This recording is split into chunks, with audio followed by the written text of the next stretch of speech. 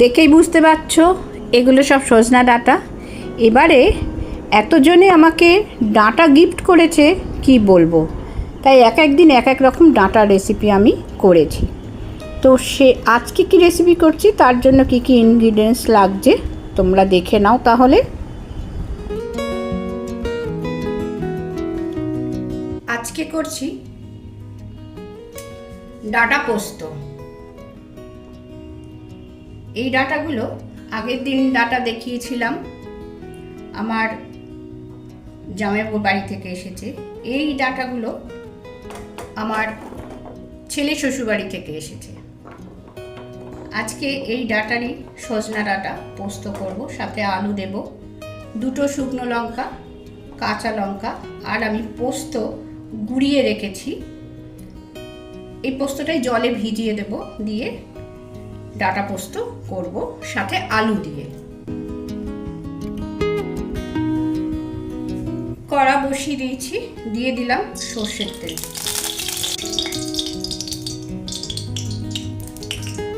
সর্ষের তেলটা গরম হোক।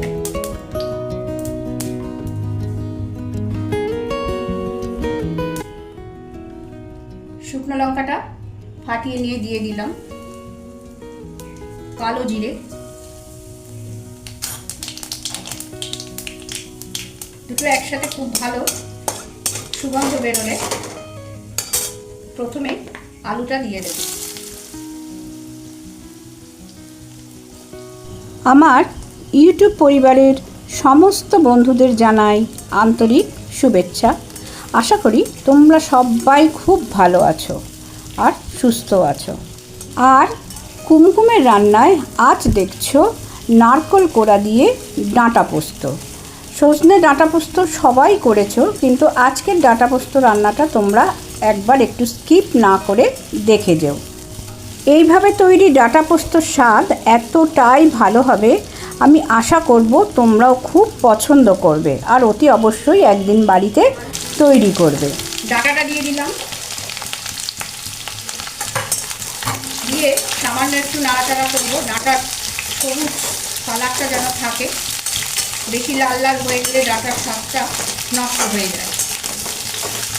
কালারটা থাকতে থাকতে আমি গরম জল দিয়ে দেবো, মশলা দিয়ে দেবো।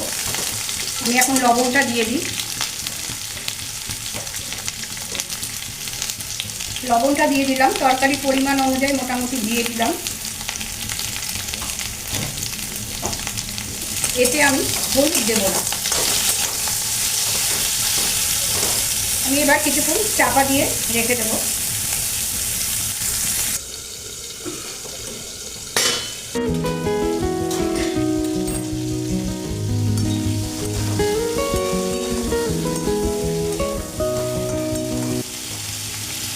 মোটামুটি আলুগুলো নরম হয়ে গেছে আর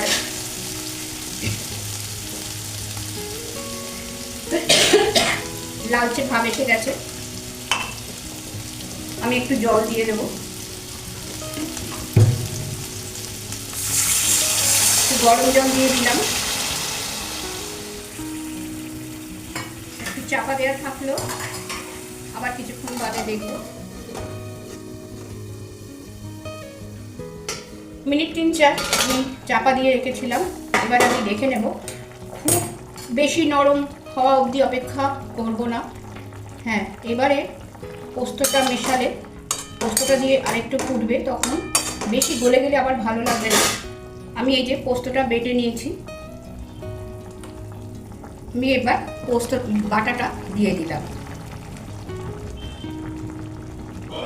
পোস্ত বাটা দিয়ে কিন্তু খুব বেশিক্ষণ নাড়াচাড়া করতে নেই। এটা একটু ফুটুক, এরমভাবেই ফুটুক, আমি বেশি ঘাঁটবো না। একটা লঙ্কা আমি তুলে রাখি।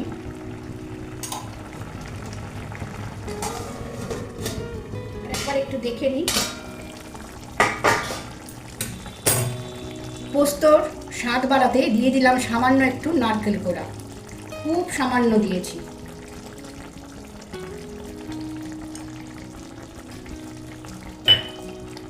এভাবে কিন্তু ডাঁটা পোস্ত স্বাদটা অনেকটা বেশি বাড়ানো যায়। তোমরা এভাবেই একদিন তৈরি করে দেখবে।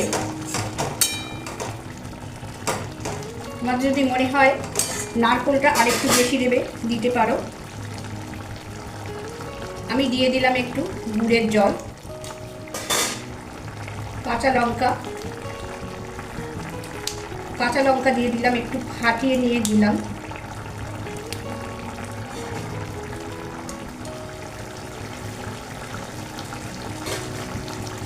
দিয়ে দিয়েছি একটু কাঁচা সর্ষের তেল। সেটা ভিডিও ক্যামেরাটা অন হয়নি, বুঝতে পারিনি। এটা এইরকমই নামাবো, এরকম গ্রেভি নামাবো। এটা কিন্তু পরের দিকে যখন লাঞ্চ হবে তখন কিন্তু এই গ্রেভিটা একদম বসে যাবে। সুতরাং এখন এই অবস্থায় আমি নামিয়ে নেব।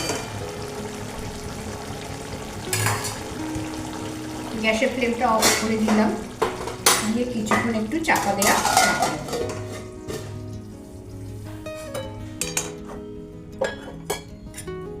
আজকের এই নারকেল কোড়া দিয়ে সজনা ডাঁটা পোস্ত রেসিপিটা আশা করি তোমাদের খুব ভালো লাগবে।